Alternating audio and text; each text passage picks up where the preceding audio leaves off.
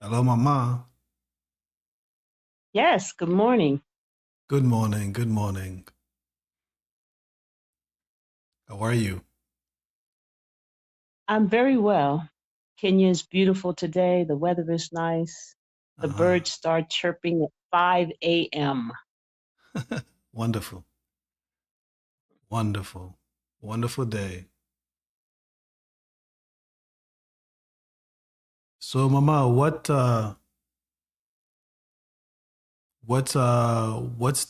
biggest change in your life? The biggest change in my life since I moved to Kenya is really seeing the reality of life where it started.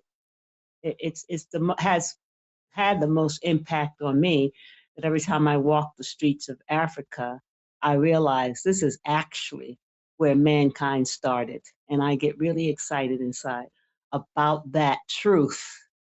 It's a Ah, wonderful truth to have and know that you are part of that truth. ah, wonderful, wonderful. What has been One the biggest change in your life? biggest change in my life is my awareness, awareness. Awareness. I would say in, uh, in regards to spirituality. I think most of us are so deep within our body, okay? We're so earthly that we don't really understand our spiritual nature, all right? Our divinity. I agree.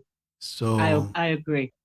yeah, that has been my biggest change, I would say, because my uh, night visions, as Nabi Kefis would say, my night visions have intensified and are intensifying as I get older, Yeah, right? yeah, And I don't also rely very very much on biblical knowledge. I think the information that download throughout the years, the information that I've acquired throughout the years just by reading the Bible, it has become more of a confirmation. You understand, right? yes. Yeah. But anyway, So I have one more question. Where do you see this podcast going, this narrowcast going in the future? welcome family, welcome to Muntu Bantu. This is Mind Theorist Author's Review. I am with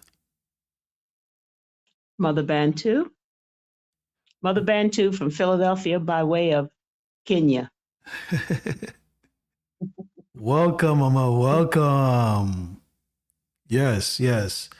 Where do I see where this narrowcast is going? Um, Narrowcast, this particular narrowcast, well, it has segments. Okay, Muntu Bantu is more of a production company, right? And then we have segments within the production company, right? Like network, how CBS or NBC, how they do it, you know. So pretty much what I'm doing is I'm gonna have segments on beauty, segments on fashion, segments on health, and as we go along, we're gonna feature many more of our people on the Narrowcast. All right. So in and then we're then gonna have premium content, as you have many people have Patreon. Okay. But we have Go Luxury Links. Okay, as the Patreon, as you would say. All right, for premium content. So this is where we are going, and we feature exclusively the Muntu the Bantu, the children of Baba Mungu. And if you're, Wow, powerful. yes, family. If you're joining us today, Mama, I welcome you. I welcome the family. I welcome the children. I welcome you to gather with us so that we can celebrate Mama Bantu's talents. We can get her wisdom, her insight. A friend of mine who's a writer, he tells me, I used to tell him, listen, man, I'm not big on fiction, books that are the fiction genre, right? I'm not big on the fiction genre. He tells me that, correct me if I'm making any sense. He tells me that fictional books are important because they allow you to use the side of the brain that creates imagination, right? Yes, I believe it. I believe it. And he says it helps you to become more of a deeper thinker, as opposed to biographies where it's just facts, they're facts laid out. But with the fiction, it gives you a little bit more. It allows you to wonder from the writing, right? So whatever is written, you have room to imagine, to allow your mind to wander a little bit more. Yes. Yeah. Absolutely. Absolutely. I believe that too. And I think a lot of fiction has a lot of truth in it. My book series, Crying for Daddy, even though they're fiction characters, those characters are a combination of the men and the women in our community. Yeah. And grafted together. Hold on 1 second, man. I wonder if let me see if I've got you on the phone correctly. Okay. I hope it was I hope I got your recording. But go ahead, Mama. Well, within the fiction, I find within the fiction, in the fictions, and the fiction, of course, can take you on another journey in your mind. And I like to go on journeys in my mind. But most fictions have a lot of truth inside the fiction. Even with the Wi-Fi fictions and the fictions that we have seen in the past years, there's a lot of truth inside the fiction. So it not only allows your mind to expand, but like the young man told you, it makes your imagination broader than, coming from Christianity. The only thing we read really was the Bible. We never expanded ourselves out into other genres because we were so isolated in a club. I call the church a club because it's so far off from what the Most High intended for us as far as our spirituality. But fiction is good. I read or listen, because I'm a fan of the audiobooks, listen to fictions. If I'm busy doing something else, I'll listen to it because it gives your mind time to travel into another dimension of this author's mind. So I applaud fiction, documentaries, the whole genre of reading, but fiction is very important in our existence, I believe. Wonderful, wonderful. Wonderful, wonderful, wonderful. Yeah, so I know that we had a recording where you gave the people your background. I want to add a few more questions before we really get into the reading of the book. Before you got into writing, how was your imagination like as a child? I had a vivid imagination. Vivid imagination, because when you grow up in a certain area, certain timeline, there's a lot of um, heartache and pain and tears going on around you. And the way you escape is through your imagination. Mm-hmm. So you find a lot of children with great imaginations. Their imaginations are so great, they become liars. So it's true. It's absolutely true. And it's nothing bad on their end. It's just their imagination is so vivid. So I would Right. ask my granddaughter when she was 6 or 7 or 8 years old, now that really happened, or was that in your imagination? Uh-huh. She'll say, I think it was my imagination, Grandma. Yeah, well, yeah, Mm. because you just told this big story on Mommy and Daddy. Was that true, or was that your imagination? I think you have such a wonderful imagination. I think you're going to be a great writer. You see how Mm. you turn that negative into a positive. That's right. Because you have such an imagination, you probably going to write great stories. So I would Mm. always have to ask her, was that a true story you just told me? Or was that your imagination? Because Mm. we all, as children, have imaginations because that's why we can play alone, have our toys, and we have characters along with us playing with our toys. Mm. We're using what? We're using our imagination, our vivid imagination. So Right. it's good to have an imagination, but it's good for someone to teach you um, the difference between telling a lie and using your imagination. Because imagination is a lie. It's Yeah. not the truth. It's made up. Is that right? Yeah. Well, imagination, well, is part of your, because with especially with kids, they don't really, their brain is still uh deciphering deciphering Reality. Yeah. reality. Yeah. Reality. Yeah. Hmm. So Hmm. it's a mind that that requires some time to, as it develops. Yeah, as it develops, it. I'll put it this way.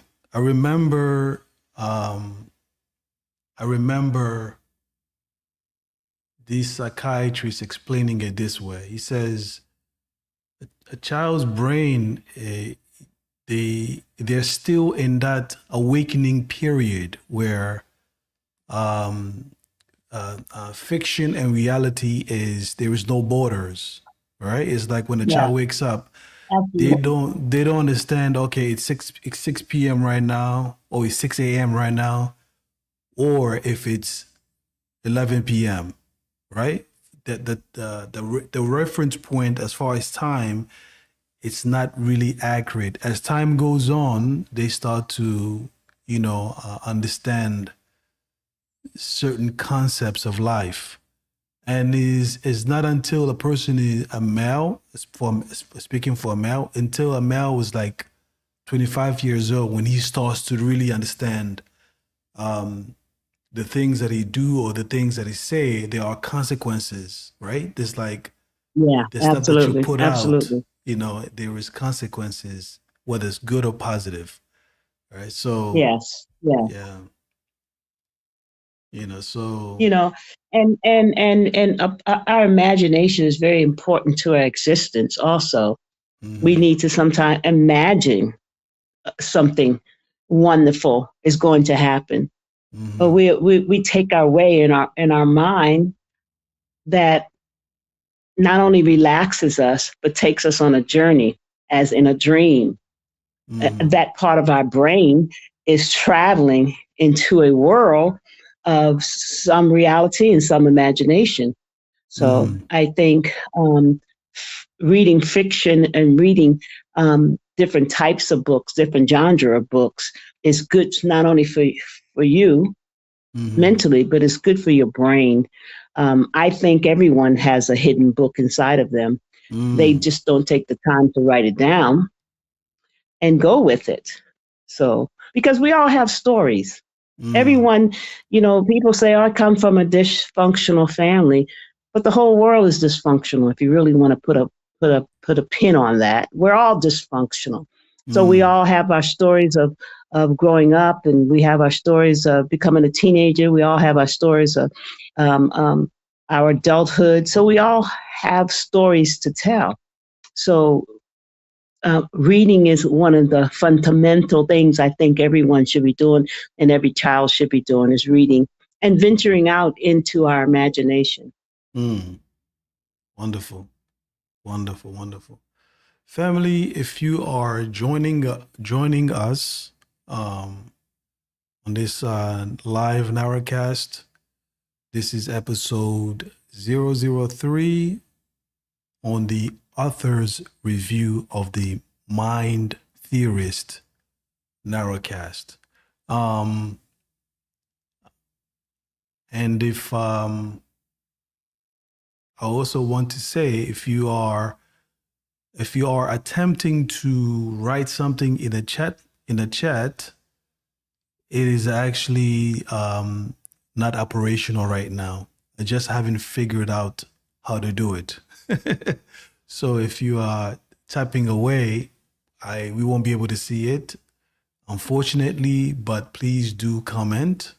I may comment, and make sure you click the like button. So go ahead, Mama, continue. So you were talking about fictional books Mm-hmm. and non-fictional books. I think they're needed for not only for our education, but our mind health, Mm-hmm. because of course a non-fictional books gives you facts, and through that research you learn. Mm-hmm. And fictional books give you time to leave the situation that you're in presently and go somewhere else in your mind or in that author's mind. Mm-hmm. So I think it's both genres are very important to our existence and our growth. Yeah, if you think about it, whenever we go to sleep, we voluntarily leave our body, leave our body and go to explore. We take a little journey. We call it dreams, but is another part of life as far as exploring.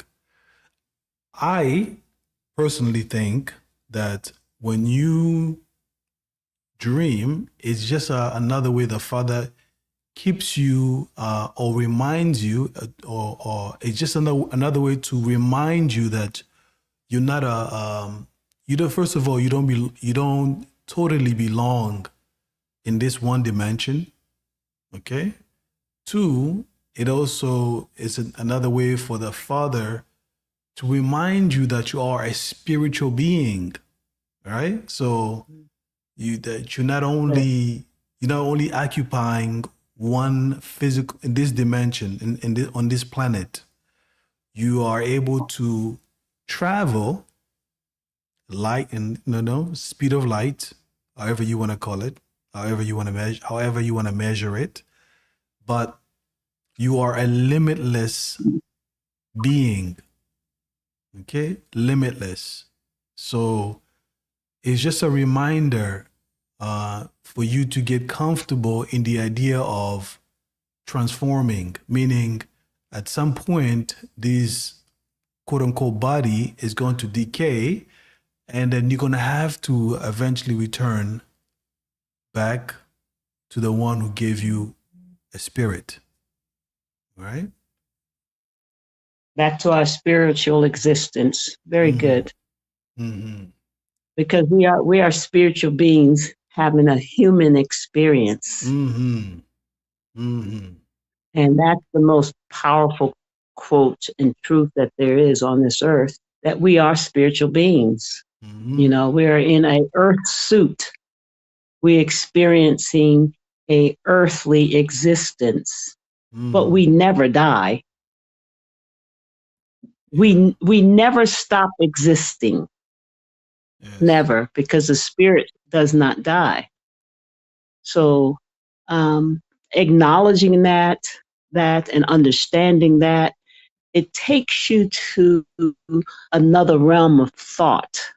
That, wait a minute, you mean when they put me in the ground and cover me with the dirt, my spirit is still alive, because the earthly suit is the only thing that dies. It's the earthly suit. Ashes to ashes, dust to dust. Came from the earth and you return to the earth.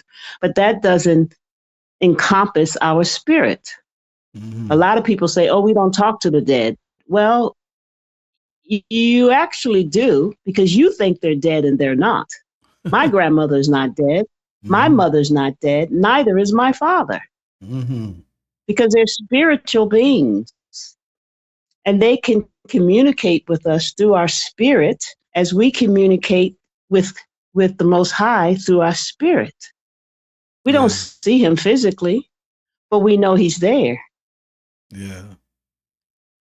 Yeah. So it's a power. Our mind is a powerful thing. Absolutely. Very powerful. Very powerful. You know, speaking of our ancestors and our dead, I was having that conversation yesterday with a younger brother of mine. You know, recently, family, my mother passed away, right? And I was aware of her.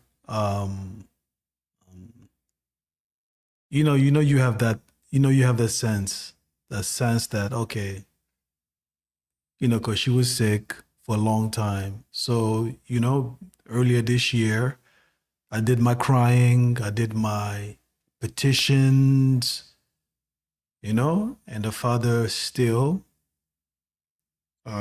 called, or her time was time for her to transition. But I say all of that to say that we've been trained to take this, to fear, to have a strong fear when it comes to death. We have a very, very, very unhealthy fear, a very backward. I would say just very, very bad. It's very bad. It's very, very bad for us. The way the Muntu, the Bantu, the way we are afraid of death. Yeah, at the same time, we've got people who just love to praise the Father, love to go to, the church goers, they praise, but deep down inside, they are terrified to go meet their maker. It's very, very weird. I don't get it. But as you can see, family, when you look to nature, you can see that flowers are springing out from earth. The trees are blossoming. The sun, there's always a change.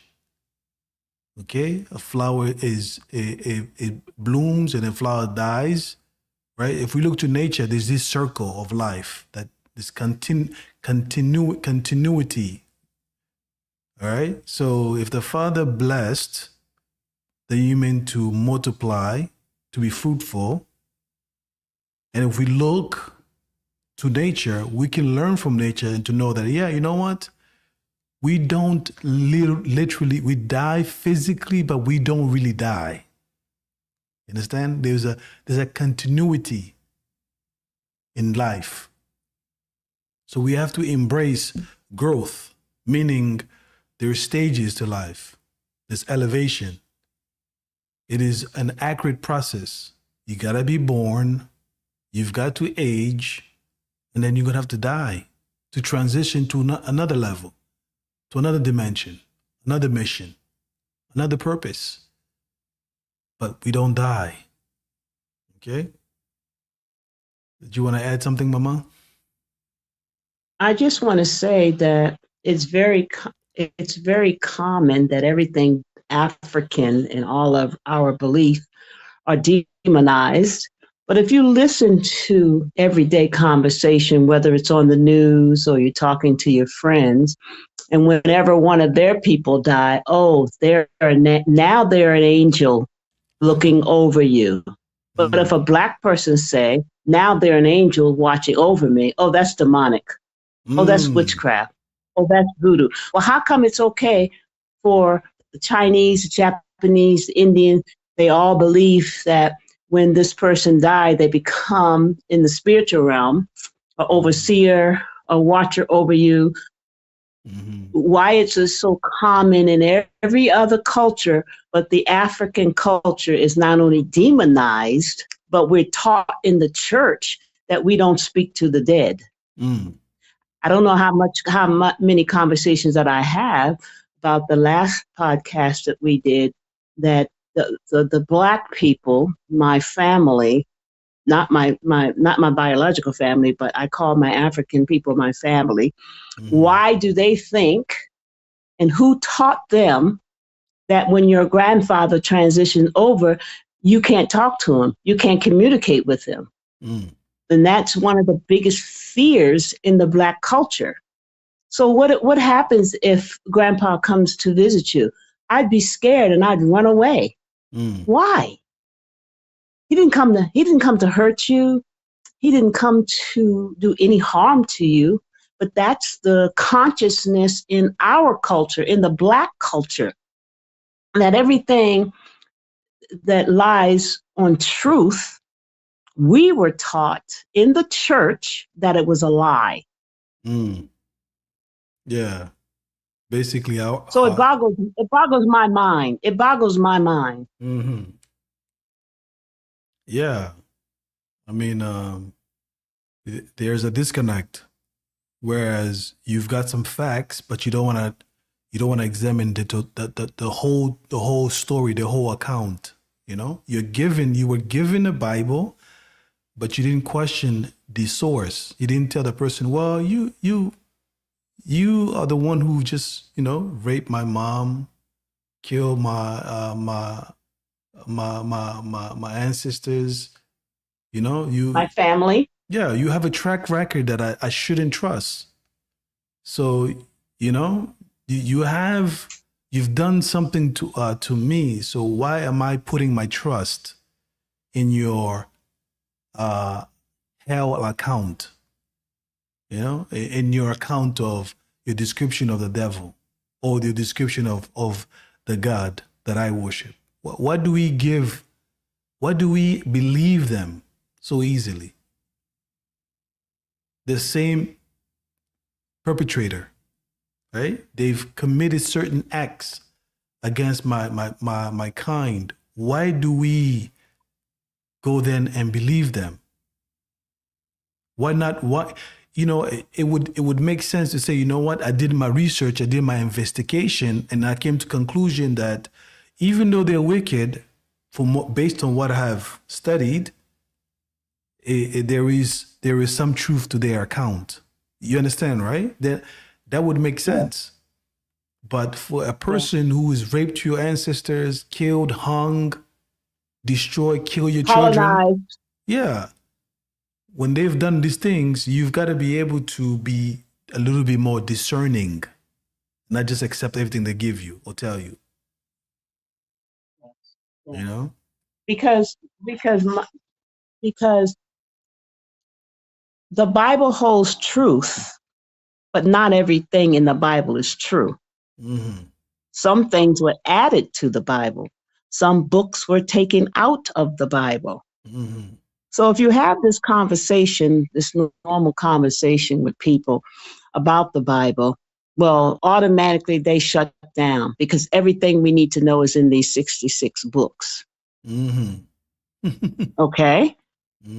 A lot of things in the 66 books are true, but the colonizers, the missionaries, they manipulated and changed some of the stories. Why? So that their God can become everyone's God, and our God becomes nothing. And that's a discussion for another day. I don't want to get off the subject We need to get to my books so I can Yes. read some of the excerpts from my books. But we will have a discussion on that pretty soon about why are we as Black people, Africa, why are we demonized and taboo when everything else in the world and the things that they're doing in the world is okay, but it's not okay when it comes to the African man, woman, and child. So I'm going to get off. I'm going to get off of that subject because I'm anxious to read some of the excerpts from my book. Wonderful, Mama. Wonderful. You go right ahead. Listen up, family. Listen up closely. And the reason why, the first book and the reason why I wrote the book. And the book was written because being a mom, and my friends, of course, are mom, and we're out doing this and we're out doing that. And our husbands are busy with their jobs and their careers. And a lot of times we are left out on the road with the car and the children. So being that I grew up with a part-time car mechanic, and all my brothers, well, not all of them, some of my brothers fix cars. My husband never fixed cars, but he liked to refurbish older cars. So that was his thing. So my father taught my mother how to maintain the car when she was out going to her job in the suburbs. He taught her, this is that is this, you check this, you check that. So we always, as the girls in the family, always had a knowing of how the car ran and how to maintain the car. So that's how it all started. I just asked her a simple question. When's the last time she checked? I don't know what I asked her. Check the water, check the tires. And she told me, why should I have to do that? And so that started me thinking about the rest of my girlfriends that were out on the street. So my coworkers that's out on the street driving their cars and they break down. And what do? You know, back then, everyone did not have AAA. That's right. We didn't have AAA. Either you call your husband, or you call your uncle, or you call someone local to help you with the car and so forth and so on. So that's how I started to write the book. And the name of the book is What Every Woman Should Know About Her Car Before It Breaks Down. I published it in 2014, and it's still a big hit. It's a big hit. It's a big seller. People buy it from, I'm shocked, around the world. And it just has basic things in it as far as the mechanics of the car, the laws that are out there for us as drivers, whether male or female. And I don't go really in depth to the mechanical working of the car, but we brush over the necessary things that keeps your car running smoothly. And I learned the hard way when my husband told me to make sure I put oil in the car, and I told him I didn't, and then I threw a rod. And we had, of course, to replace the engine because, of course, had no oil in the car. So that's some of the background of me writing the book, What Every Woman Should Know About Her Car Before it Breaks Down. And it's good reading. It's not fiction. It's nonfiction. Exactly. And it's nonfiction. It's a fact book. And when I started my company back then, I was going to just have books of facts. I was going to write all books of facts. Whatever I decided to research, I'm going to put a book out of just facts, or books of facts for everyone. So this is the first book that I published in 2014. So in 4 months, it would have been on Amazon for 10 years, because I published it in 2014, and of course, 2024 is coming up. So I'm going to read right now. I'm going to read what is the important things I must know about the car for emergencies. There you go. And this is very important for us as women, especially we're transporting other children's, other adult children's children. We're carpooling. We're out on the road. We're going to Costco. We're going here and there. So what if? What if your car breaks down? What do you need in the car? Mm-hmm. So this small little paragraph is what are the important things I must have in the car for an emergency, because, you know, a car doesn't give you a warning sometime. It just breaks down, you know. And so I touch bases on a lot of things that driving the car as a female that we should know about and understand. So what are some of the most important things that we need to have in a car for emergency? I think everyone in that car should have a first aid kit. Mm-hmm. First aid kits are very economical now. You can get them at the 99-cent store. Mm-hmm. That means that if someone cuts their finger or cuts something or need emergency treatment, you have that kit to go to the next stage, whether you have to bring them to the hospital, whether the child is hurt, you are hurt, or whatever. So a first aid kit. The next thing that everyone should have in their car is a flashlight. And I know now, since 2014, we have our phones, which is a flashlight. Mm-hmm. But here's the thing with the phone being a flashlight. You have to use your phone for emergency.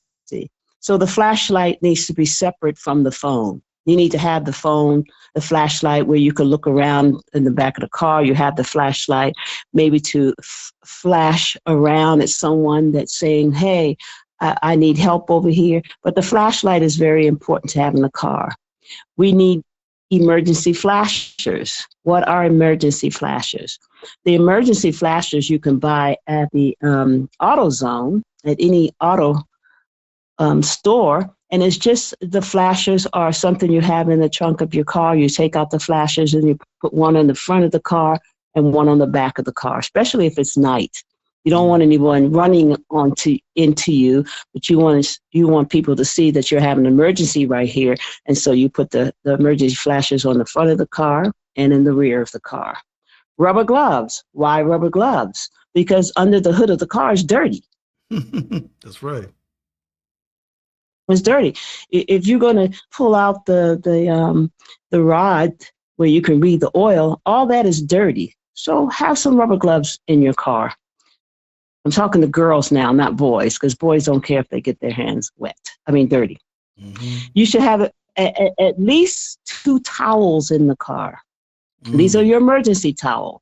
If you need to wipe off the back of the window, or if you just ran into a puddle and now there's mud all over your car, have some extra towels in the car where you can wipe the windshield or wipe the back of the car, dry your hands, just to have the towels in your car, at least 2 of them.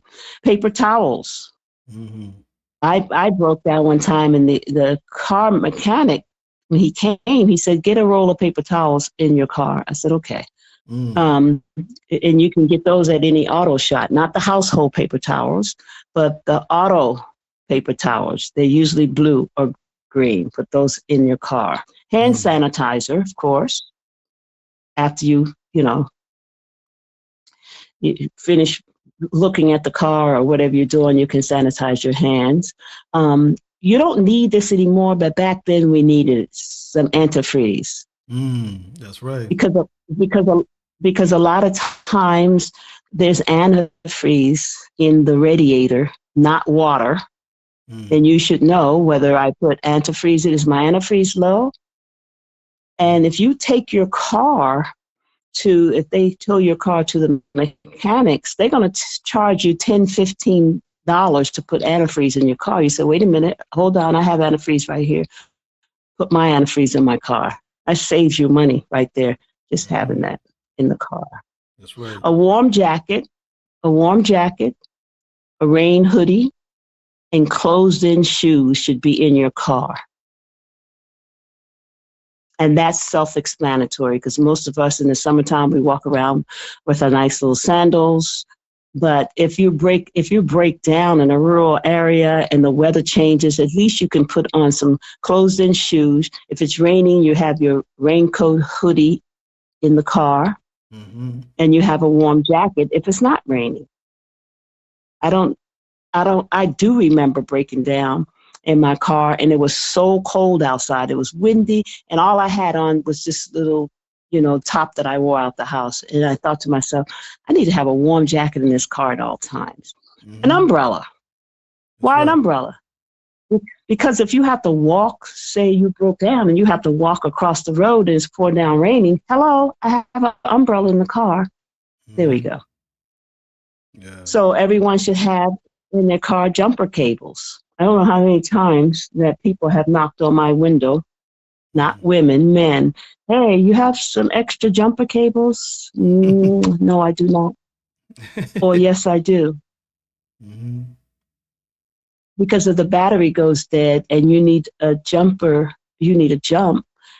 you have to start, trying to attract people to see if they have jumper cables so that you can get a charge.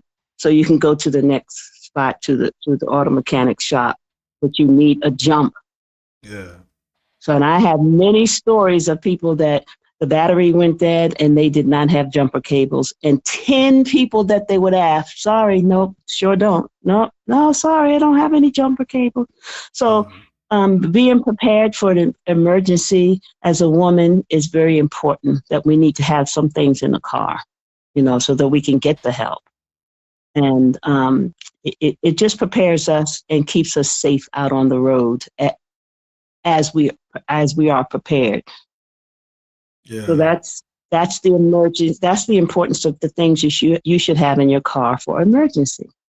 Wonderful, wonderful, wonderful, wonderful, wonderfully said, Mama. Wonderfully done. Now let's I got questions.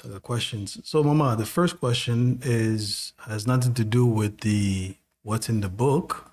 Obviously, well, it doesn't have anything to do with what's in the book, but it does refer to what's going to happen in the future, right? I can see that you're going to have an update to this particular book. Yes. Because. And the nice thing about publishing on Amazon is you always can upload a part 2 of your first book.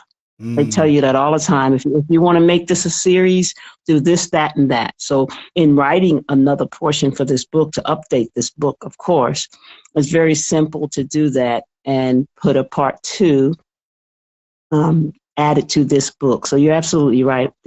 Things have changed in 10 years as far as driving and automobiles and things like that. So I have already started a part 2 of this book. Yeah, I mean, I don't want to give away a lot, but I know that everything is becoming smart, right? Yeah. Yeah, everything's coming smart and electronic. I had one of those cars. You didn't have to plug in my car, but there's a lot of plug-in cars, out there. So yeah, there's a different genre right now with cars made in 2020, 22 than cars that was made in 2007, 8, and 9, of course. That's right. Because, with the AI is advancing at alarming pace. So absolutely, I know that cars will be able to tell you if you're running out of gas. They'll be able to tell you if you are, if you speeding. They'll be able to tell you how far more you've got before you get to your destination. So there is and more. Everything that you've mentioned there, Mama. I can see that the car would actually have, if they're smart, if the car is smart enough, if the maker was smart, right, it would have these, in case of emergencies, they would have. Yes, But yes.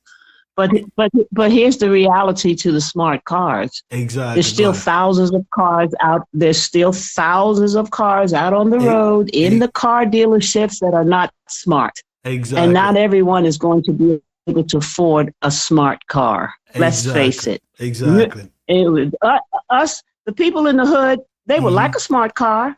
But guess Mm-hmm. what? They're still buying 2015, 16 cars. Yes, very, very true. So the book will never be obsolete, Yes, ever be obsolete, because there's going to be someone driving a car other than the smart car. right. But that before you can evolve, you first have to master the first level, right? So, Absolutely. so Absolutely. obviously, there's going to be the kids in the classroom who weren't listening, all right? But Yes. the condition, Yes. the program is you have to condition yourself on this level before you can go That's to the right. next That's right. level, all right? Because Absolutely. if you don't adhere to the commands, to the instructions on the first level, you're not going to be listening, even if the car is smart. even Yes. Even if the car even is smart. even if this, Even if the yeah, car is smart. Absolutely. Absolutely. so Absolutely. human nature is, we can be, if you're not a robot, you can become lazy, you can get Yeah. distracted, you know what I Absolutely. And mean? So people and women don't realize too that you can actually have the mechanic in the mechanic shop to check everything for you. You don't have to worry about it. You give them the job. But what is this? This mm, is being aware of what your car needs and being in partnership with the mechanic. right. Period. We must, as women, be in partnership with our mechanic. Oh Hmm. yeah, Joe, did you remember to check my brake fluid? Oh yes, Mrs. I'll check your brake fluid. Your brake fluid is fine. It's good. If you don't understand how the car operates, then Hmm. you're not cognitive enough to know that I have these fluids in my car. I can't just drive the car all the time. Then I have to get it checked out. Hmm. And when do you check it out? I kept everything, every paperwork or anything that was done to my car. I kept it in a folder. Hmm. I kept it in the car. This was my maintenance records, so I can glance down at my maintenance records and see. Okay, the oil was changed 45,000 miles ago, or Hmm. whatever the sticker they gave you. It's almost time for me to go to oil change. Now you're in partnership with the mechanic to keep your car running so that you won't find yourself breaking down on the road. No one Hmm. can prevent from breaking down on the road because what? We have flat tires. You run Hmm. over something and your tire's flat. Yeah. So, but in being in partnership with the maintenance of your car is the knowledge of how your car operates. Simple as that. Mm. Yes. Yes, yes, yes, yes. I know, and also, Mama, the book doesn't only apply to. I know it's written for the women, but this is also applicable for the elder, the first time drivers. All right, Yes, it yes, applies to them as well. You know, um, absolutely. You're because absolutely right. it seems like some people, they get a car and they think the car is gonna take care of itself. Like in their mind, it's like they're in a movie. It's like the car. You, it's all about maintenance. If you wanna, It's all about maintenance. It's you all can. about maintenance, and the most important maintenance of your car is your oil change. That's the most important. When you Mm, get ready to sell a car, mm, you need to have maintenance records, because maintenance records will tell if people now take the car that they're going to buy. If you're smart, you take it to your mechanic and have them to check the car over. And if you have done the simple things to maintain the car, then they know that this is a good car that I can purchase that's been well maintained. So you're absolutely right. And I did write a couple of books for first-time drivers, and we'll get into that later. But we as women, we wish that the only thing we had to do is put gas in the car. That's our perfect car. Our job is to, when the needles start going towards the E of empty, fill it back up. We're all done, and off we go. Oh, so I see. Well, you know, that day is coming. Even if the time comes where all you have to do is put in the gas, you know, if the car can't, you know, if the car can tell you, listen, I'm having a chip that's about to malfunction, right? There's a chip, because I don't care how smart the car is. There's always going to be... It's a machine. It's a machine. It's a machine. And machines break down. Exactly. You know, that's the bottom line. It's a machine, and they break down. Yeah. And a human being with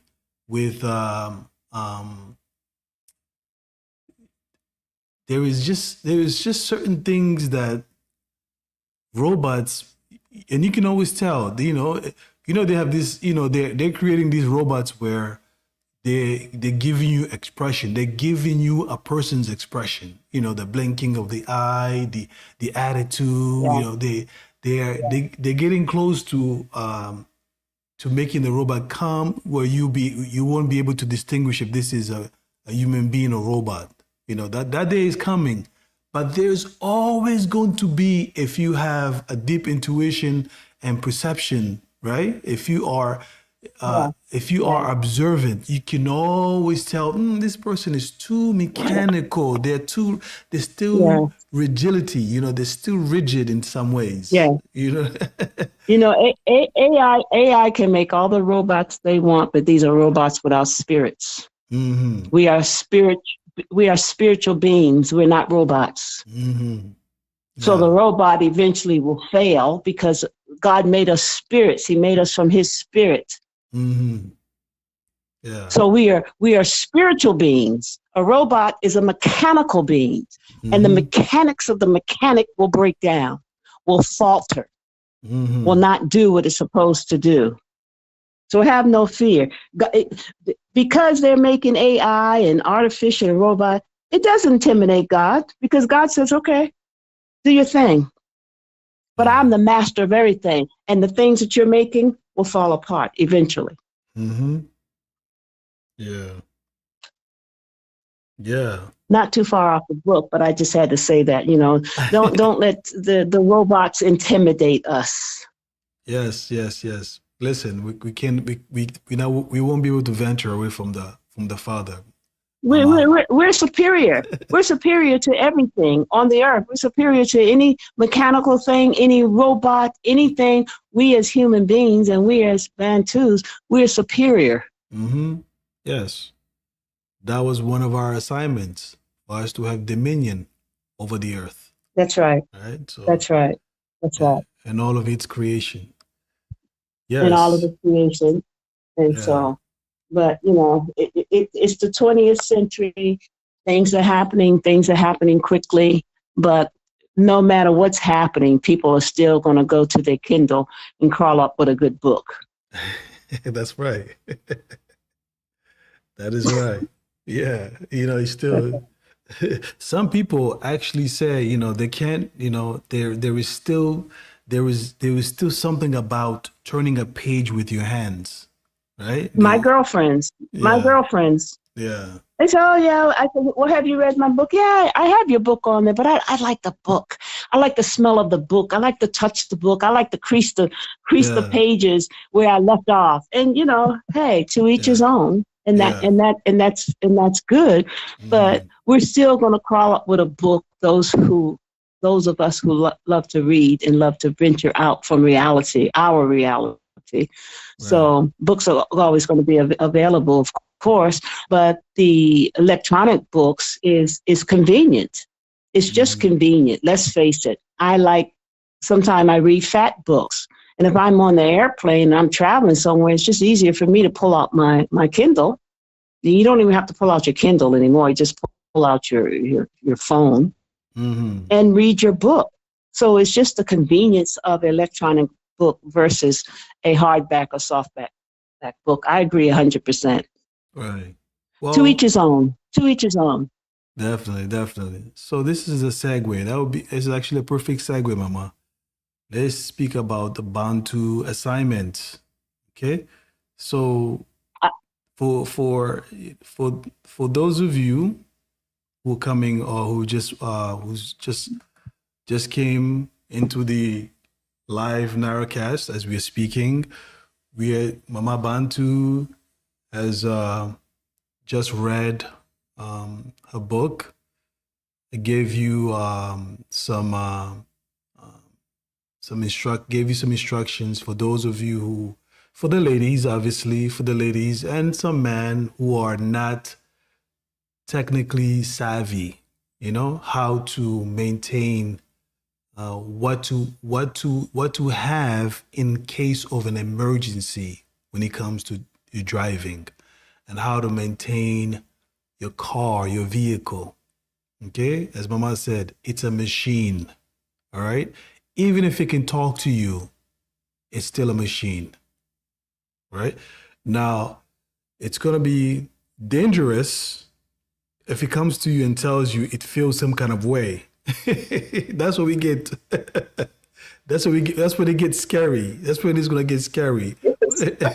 that's right. That's right. If your car automatically starts getting an attitude with you, Uh-huh. It's say, like I don't like the way you turned that corner. I'm exactly. cutting off. You don't Yeah. know how to drive, and you make me feel, and you frighten me. Then we're in Uh-huh. trouble. Exactly. When it gets to that point, that we are on another level of evolution. Okay. But Mama, I want to speak. So, family, for those of you, this is obviously episode 3 of Mama Bantu's authorship. Okay, we're covering all of her books, and I would like for you to go and purchase her books. The link is in the description. Go purchase all of the books. Read them in advance. So this way, when we cover all of her books, you can go along. Okay. Now, family, I want you to know, and I want to encourage those of you who are looking to write your own books. So far, Mama has been getting inquiries. Okay. There are people out there who have been contacting her who've got questions. Okay. Mama Bantu, we're gonna create a page for her where you'll be able to go there and, set up an appointment on her calendar, and you'll be able to, she'll be able to contact you, and you can sit down, you can ask all kinds of questions. Obviously, it's with a small fee. I'm not quite sure how much she's gonna put as far as consultation fees, but yes, if you are someone who writes and you've always wanted to write a book, okay, I personally know a few people. It's about being courageous. Family, if the Father gave you an assignment, and if this is your purpose in life to write books, don't hold back, okay? Don't go to the grave with millions and millions of stories that could have impacted life, could have saved lives, okay? Could have helped people to evolve, okay? Could have helped this consciousness, the consciousness that we are in, this time, could have pushed it along the way. So don't hide your gifts. Let's celebrate our talents. Let's support one another. Let's be in each other's, in a good way, business. Okay? Let's be in each other's business. Let's support and getting to know each other. You know, come out of your shell. Okay? Contribute to the progress of the Bantu. Huh? You want to add something, Mama, for people? Well said, you know, and I know people that write beautiful poetry. Mm. And I always say, well, why don't you publish your poetry? Oh, you know, I don't know. I just don't have time. I don't have time. You know, God gave us gifts to share with one another, to encourage one another, to build one another up. You write a story and someone says, wow, she's telling my story, or he's telling my story. I experienced something close to that. So we all have something to say and in order to encourage each other and push each other forward. That's what our gifts are for. Our gifts are not for us. That's right. Our gifts are for our brothers and sisters and for our community. Yes. And that's how we share our gifts. We share our gifts that, oh, I'm a great cook. I'm going to open a restaurant. And I'm going to share my gift with other people. Yeah. Oh, I sew. That's my gift. So I'm going to make clothes for other people. Yeah. It's not just for me. Your closet can only hold so much apparel. So whatever your gift is, your gift was given to you by the Most High to share not only with your community, but to share with your brothers and sisters. That's how we advance. That's how we move forward. You know, that's how we support one another through each other's gifts. Yeah. And I'm always the first one. If I'm looking at a video, I'm always the first one to comment. I'm always the first one to send encouraging emails to them. I'm always the one that's pushing them forward because I know how it is when you first step out. You need the support from other people. You need the support from your brothers and sisters. And as a community, we lack the understanding of supporting one another. Yeah. We lack that understanding. We lack the understanding how powerful it is to say, well done to a sister, well done to a brother. I heard you. I'm with you. I'm encouraging you. We lack that in our community. You know, everybody wants you to celebrate them, but when your celebration time comes, you hear crickets. No one says anything. And we as Bantus, we're going to something that we have to come together as a corporation and support one another through our cooperation, and push each other forward and give each other the thumbs up. Give each other I heard that helped me. You made me think another way. I have questions. We until we support one another, we will never unite. And I am, of course, I'm tired of telling my age, so I'm gonna say I'm in my 50s. So in my 50s, I'd love to go back to my 50s just for a day.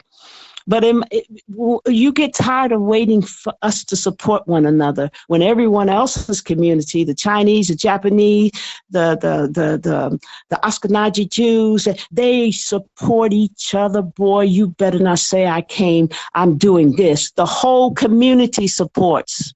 When the Japanese come from Japan or Chinese come from Japan, they go to their community in America. They go to the supportive community that's going to help them to open up their store in our neighborhood because they have that undying support for one another. A Chinese man will never go to the Black community to get support. He will go to his own people to get support and open up the store in the Black community. But we are lacking that until we wake up and make a conscious decision to be supportive to each other. nothing will be released from us from heaven. Nothing. Because what did he call us in the beginning, the Bantus? He called us a stiff-necked people. Disobedient to the things that he has said to us for us to do to keep us out of carnage. So he is waiting for us to come together as a family and support one another, be there for one another, even if you're there by just. I'm not going to say leave a comment, because this is not a leave a comment or leave a like sermon. Yeah. This is supporting one another, period. That's the end of the story. We don't support each other. The outsiders are not going to support each other. That's why our communities won't develop. You know, my dad was an entrepreneur. When I was a little girl, he owned a candy store. But what did he teach us in owning that candy store? He taught us how to, of course, math, how to stock, how to go buy inventory. So he was always teaching us, and he always allowed the neighborhood children to work there, to stock, to do this. So my dad was always about community, and that's what he embedded in us. It was always about community. And I've been an entrepreneur since I was 15. Well, I've always done something to bring money in the house, even through my marriage. You know, but we have to reclaim our community and support one another. That's what our gifts are for. And your gift, the gift that you carry, will bring much wealth into your life. But you shut your gift down, you hide your gift, you don't share your gift. So nothing changes for you. So he said he's given us power. He's given us power to get wealth through our gifts. Yeah, you know, I always say this, you know, I'm not going to get tired of saying this. Worship is what you do with your gifts, how you live your life day in and day out. That's how you worship the Father. Okay? In fact, what you're going to be judged on is your day-to-day activity, right? People always think about, oh, you know, it's you know, if I'm mean to somebody, if I've done this, if I've killed and done, no. Those, in addition to those, you're going to be judged on what you produce, what you've contributed to the lives of others. That's how you worship the Father. Your day-to-day activity. How are you making it better for the next person, whether they're your child or not, your neighbor, right? You notice in the Bible that the Father doesn't talk too much about what a parent needs to do for their kids. It's always about what you need to do for the neighbor, all right? It's always about that. It's always about what you've done for the community. Okay. Absolutely. Yeah. Absolutely. The man that was hurt and laid on the side of the road, and no one helped him. That was the most important part of the story to me. There was only a good Samaritan, but look how many people passed him by. Yeah. He was lying there on the ground, hurt in his community. And that's what the Most High watches. He watches not only how we treat one another, that's a big thing, but how we are using our gifts to help one another. We have all the gifts we need. And one of my favorite preachers was Miles Monroe. And Miles Monroe made a statement one time that the graveyard is the richest place in the world. And he said it, and he said it Mm-hmm. twice, and we couldn't figure it out. Mm. And he said that the graveyard holds all the gifts that a man never stepped up and shared. Mm. So there's New York Times bestsellers in the grave. There's seamstress that could have made beautiful clothes. She's in the grave. So he started naming all these gifts, and I got it. Mm-hmm. Because these gifts was given to us for our community, not for us.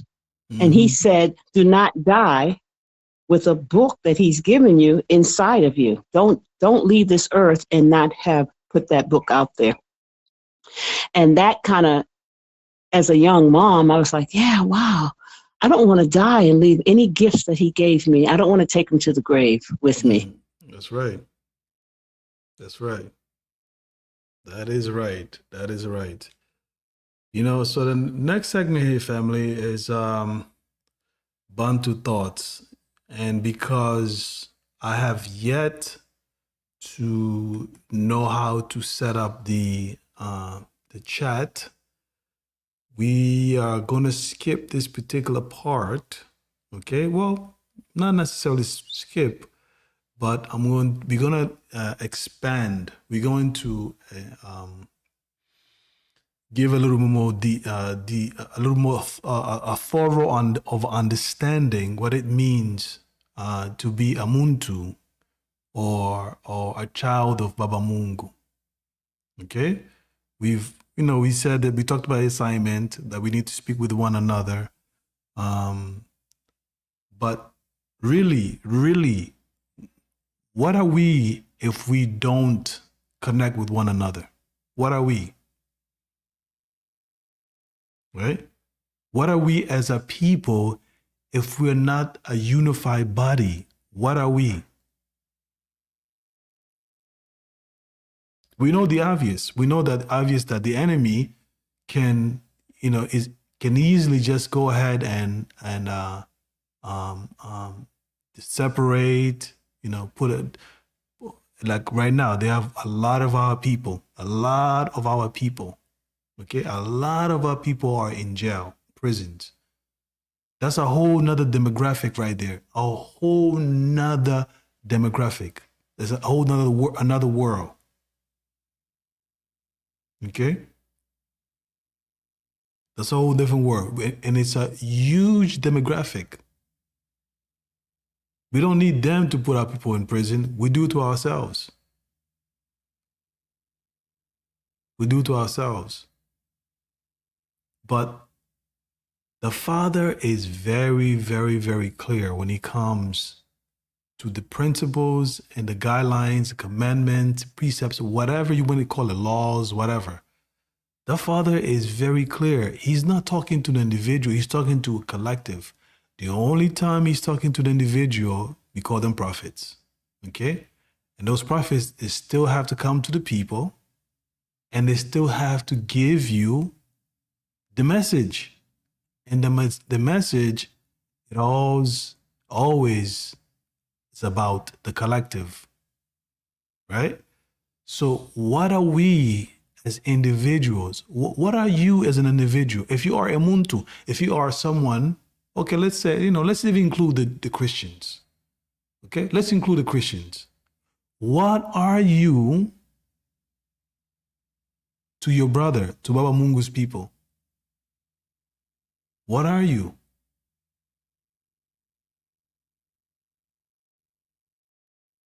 Because if you're operating as an independent agent, you're not doing the will of the Father. Independent agents work for Satan. Independent agents in Baba Mungu don't exist.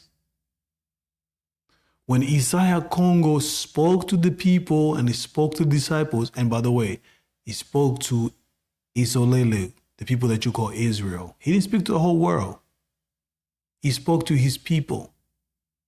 Okay? And his people had a specific culture, had a specific way of living. And when he spoke to the collective, it was always about the relationships. What are they doing as a community for one another? And I firmly believe the reason the Father has a specific an outline that caters to his people, basically the Father is saying, if you do not know how to have a relationship with his creation, you're not going to know how to have a relationship with him. So it's not about the individual, it's about the collective. So if you're going to be a child of the Most High, if you're going to be within the community of Baba Mungu, there is a way that we take care of one another. There's a way, the way we engage with one another, how we do business, okay? There are principles, there are laws, spiritual laws that we have to adhere to in order for us to commune, to be with the Father. And that, my friend, is what you call worship. Your day-to-day activity is worship.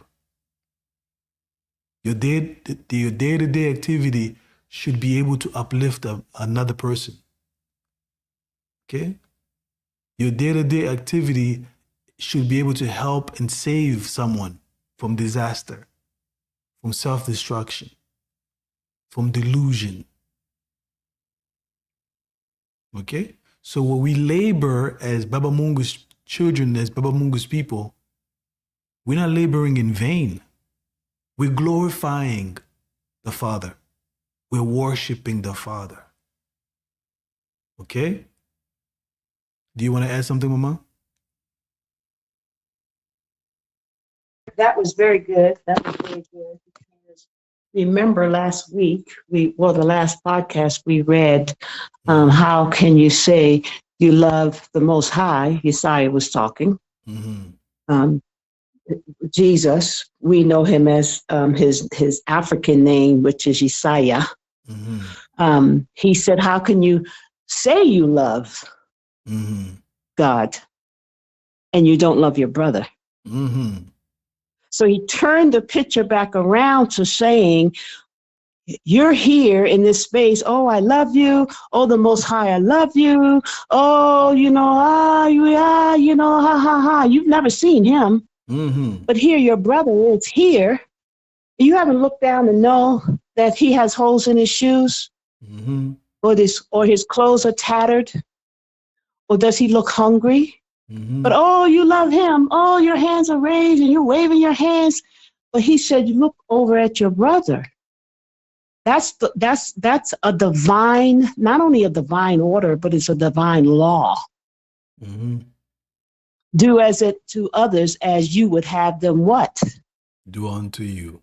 Do unto you. There you go. That's his law. That's his law for his children. And when you do that, he watches us. And when you do that without fanfare, without, oh, look what I've done, without fanfare in your secret closet, you're doing it, that's worshiping him and honoring him. And he honors you for that. I don't know how many times I've had given things to people in secret, and he blesses me automatically. Maybe in the next hour or so. I remember one time here in Africa, I'd given away all my monthly money. My children don't like me to hear that. Say, Mom, you have to stop being so nice. You have to stop. Well, I can't help it. Mm-hmm. Say to myself, well, God shouldn't have made me like that, because if I see someone with a need, I'm going to assist with the need. So I remember one time I went to my little app, and I thought, oh, shoot, I gave all my money away for this month. Talking to myself. Mm-hmm. Now I don't have any money to buy any vegetables. I think I have another 2 weeks before I get my retirement money. So I was like, oh, well, hey, it's in your hands. I'm walking around the house. It's in your hands. Mm-hmm. So within the hour, somebody knocked on my door, one of my little neighbors. I'm helping her to grow her baby's hair. She knocked on my door. She said, oh, Mama, we just came from the village. and she had a basket full of vegetables. And I had just got finished telling the Most High, as I walk my house, I'm always talking to him. I said, man, I meant to get some spinach.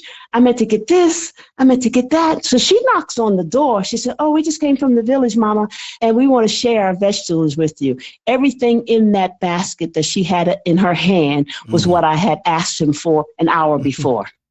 Ingeta. I've been walking with him for a very long time. And the things that he tells me to do, I do it, and he quickly returns it to me in an instant. In an instant. Sometimes a day don't even go by, an hour don't go by, where he replenishes me, because he say, well done, daughter. I saw that. Right. I saw you do that. I saw you when you reached out to the little lady that was sitting on the curb, and you sat down there with her and you talked to her and you gave her a hug. I saw that. That's right. He's always watching for us to do the things that he told us to do. The church has made us think the more money we give, the more we impress him. Yeah.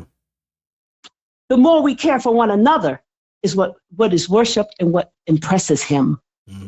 How we take care of those who are at arm's length from us. That's who I minister to. Anybody at arm's length from me, they were put there in my path for a reason.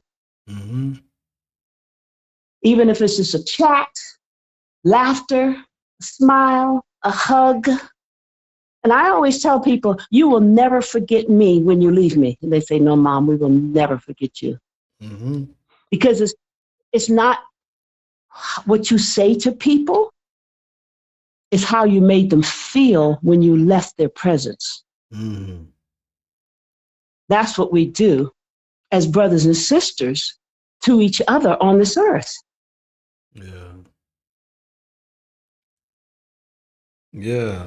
So let's Our assignment is to love one another. Our assignment is to love one another. He said, you'll know them by what? The love that they have one from another.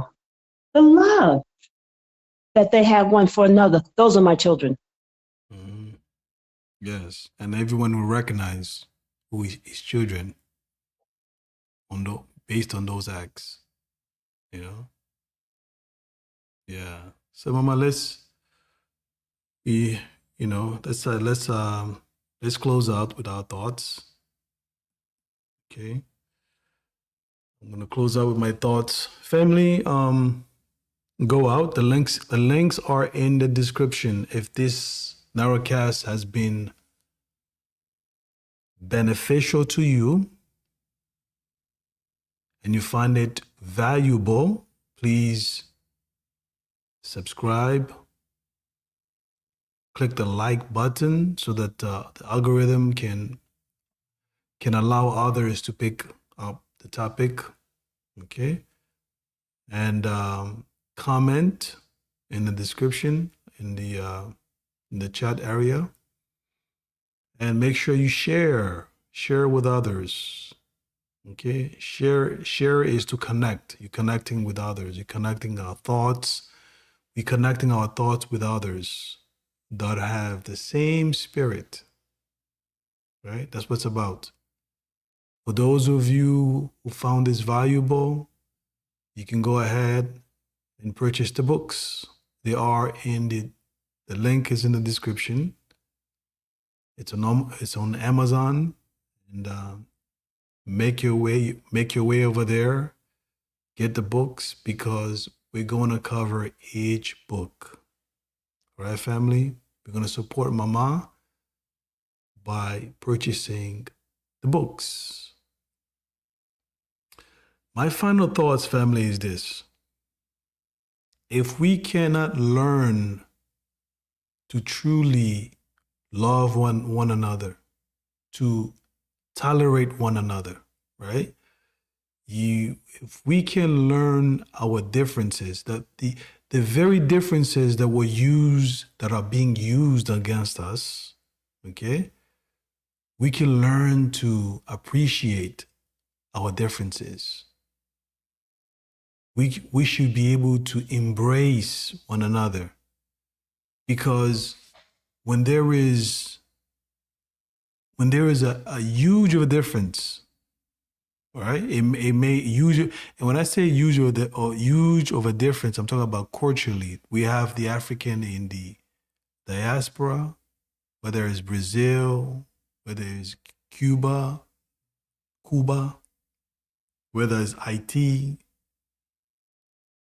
okay, whether it's the Dominican Republic, whether it's in the Peru. We have Africans all over the planet. Our differences is going to make us stronger as a people. So we have to embrace, we have to learn our differences so that we can serve one another. If I know that you like this thing or you dislike that thing or you struggle with that, it will be detrimental for me to know how to service my brother or my sister or my child. Okay? And not to push them away because of our differences. So we have to embrace. All right? We have to embrace one another.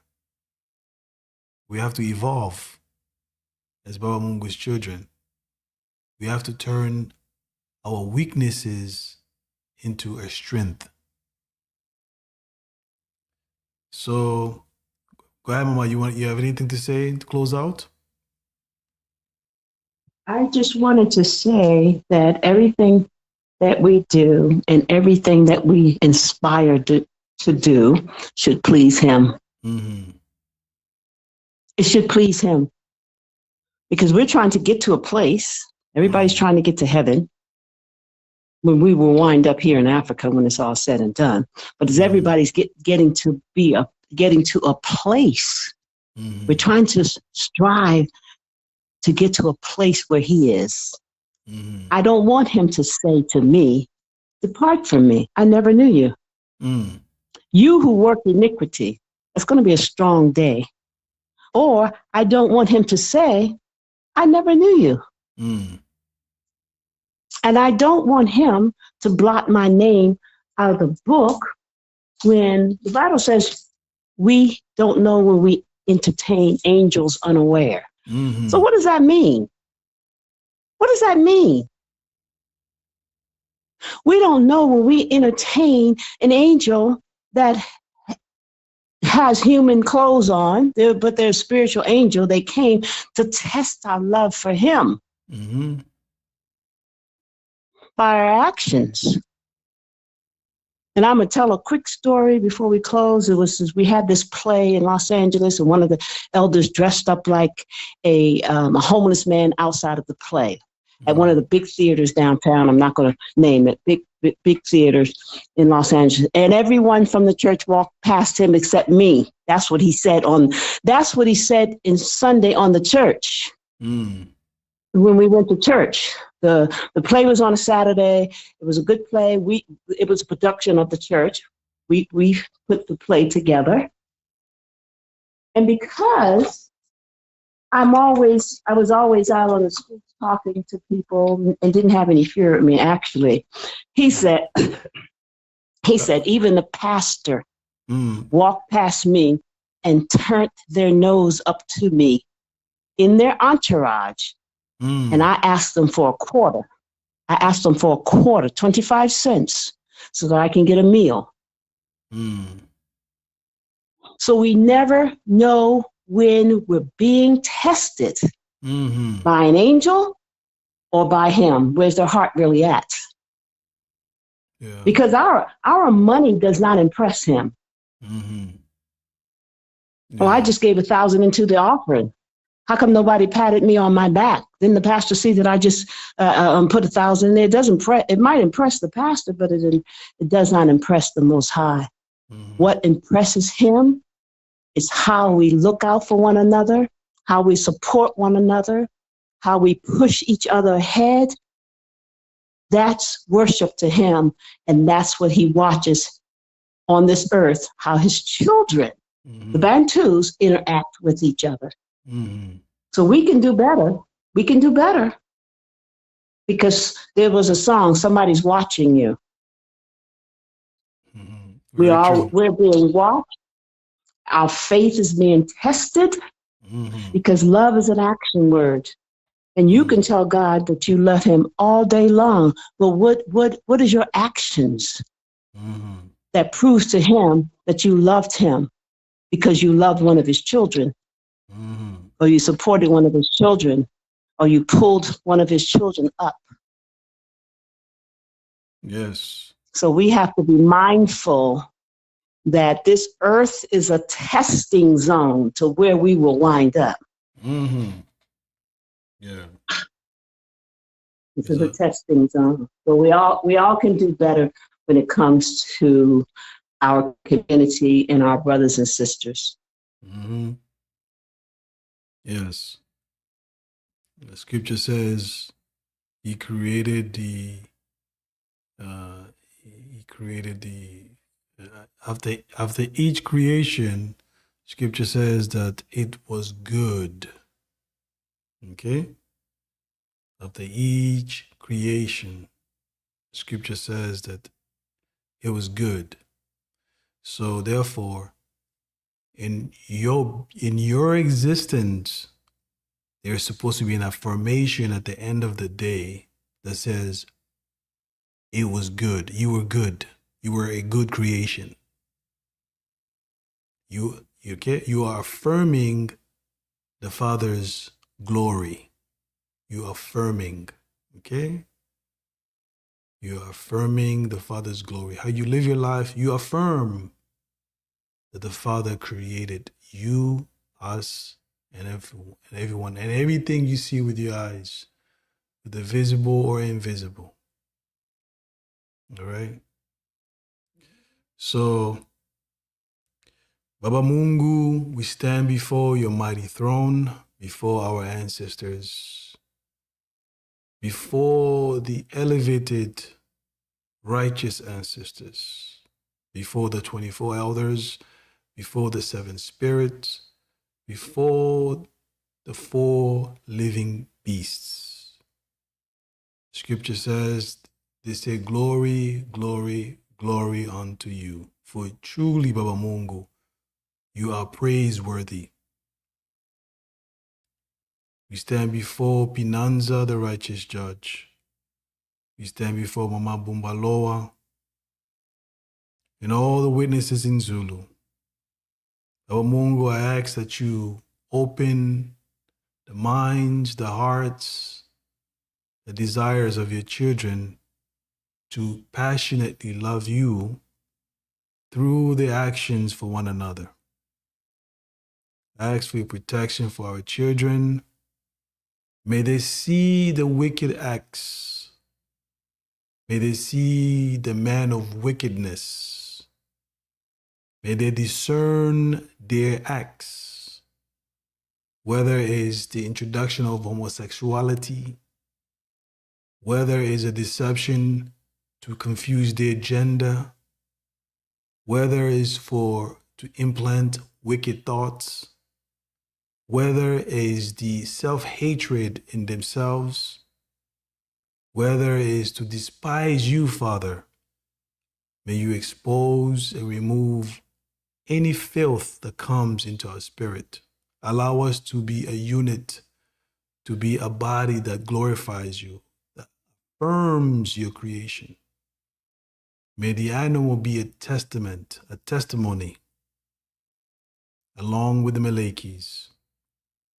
May Mother Nature affirm your glory. Tatanzambi, we thank you for this morning. We thank you for this day. We thank you for all the brothers and sisters who are in the prisons, those who are being oppressed in the prisons, those who are being attacked spiritually, oppressed spiritually, those who are under deceptions, spiritual deceptions, those who are being deceived and are taking on the nature of the wickedness. Tatanzambe, we ask that you bring light, May your glory be upon us. Allow us to rebuke Shaitani. Allow us to have dominion over the wicked doers. Allow us, Tanzambi, to affirm your glory in all that we do today, tomorrow, and forever. I thank you, Baba Mungu, for those who've heard this message, those who've heard Mama Bantu's guidance, instructions on how to be protective of themselves. May they share these with their children. May they share with their friends.